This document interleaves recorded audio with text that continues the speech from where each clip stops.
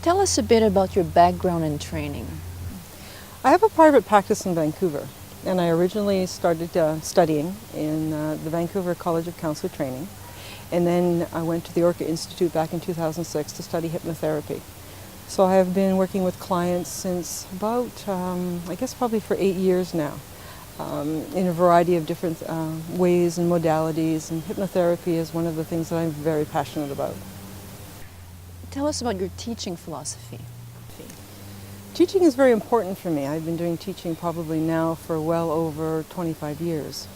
And in the classrooms for the Orca Institute, I find it really important that each student has the ability and the opportunity to tap into their own unique way of learning and being.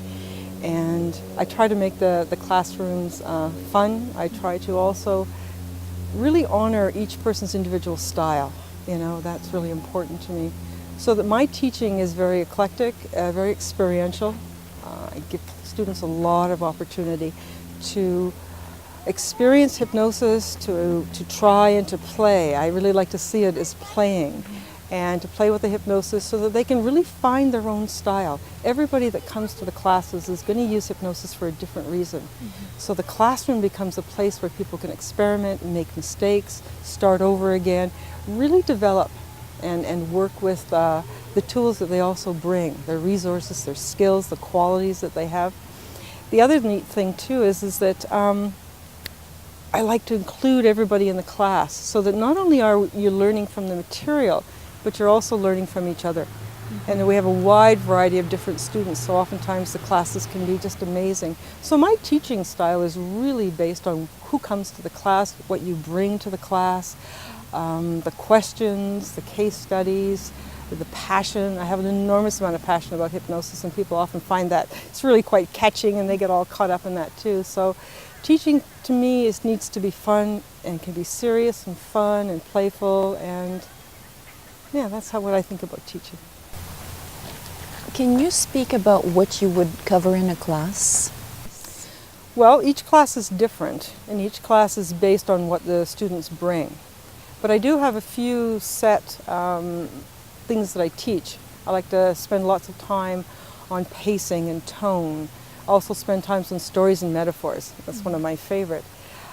Counseling, because this is counseling hypnotherapy, counseling is very important as well. So oftentimes people who are just moving into the counseling field have a lot of questions about how to do the counseling, ethics and things like that. So we try to cover all of that as well. Students will bring different things. So each time, a set of classes start, I would cover different things. We spoke about suicide for one class because a student was really interested in that. And the other things that I like to cover as well is direct and indirect. Because one of the biggest challenges about working with Ericksonian hypnotherapy is to take the direct and make it indirect.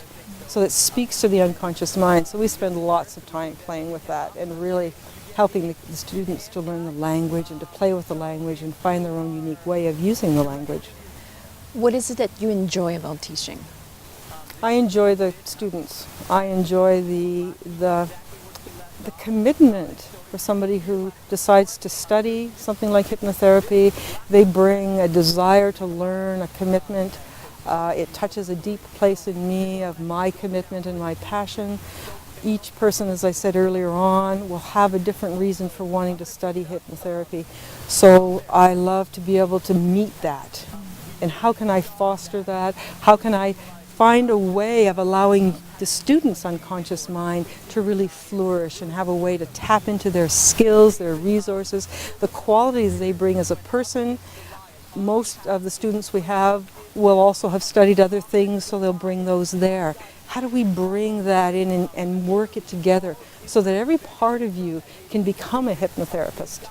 So that's one of my biggest passions. There are many schools of hypnosis, of hypnotherapy. Why Ericksonian hypnotherapy? Well, for me, over the years as a counselor and doing my own personal healing work, I've come to really respect the unconscious mind. And that was the one thing that I really loved about Ericksonian hypnotherapy, was the indirectness of using stories and language. One of my favorite ways of working with clients and helping the students to understand, is to create this space for the unconscious to do the work that it needs to do. And that's just the value of stories. And Erickson was the greatest storyteller. So I just love stories. But also to be able to use through language and to create a framework so that the unconscious can move into that space that's created in the relationship between the counselor and the client, to be able to do the work that it's already started doing. So that's the thing that Erickson really taught me in studying his works. So that's why I love Ericksonian hypnotherapy.